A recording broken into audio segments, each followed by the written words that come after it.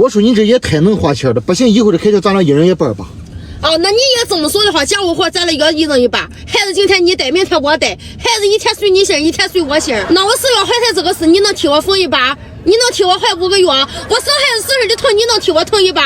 你儿子些时候吃的母乳，那奶粉钱你是不是也得付我一半？你还跟我谈出责任了？那挣钱有奖还是你的责任了？你咋要回不起了？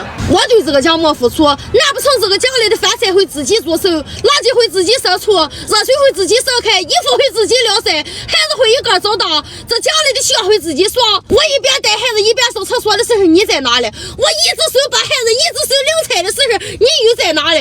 孩子放射裤子那是送医院的时候你他妈又在哪里？你在门口的老师，你在被玩的放屁，你他妈躺在沙发上玩手机。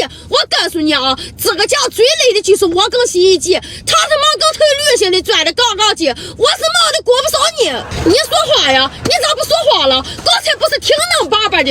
你给我记住了啊，那女人就是水做的，你也是往里面讲汤，那我就是甜的；你也是往里头讲醋，那我就是酸的；你也是给里面讲鹤顶红，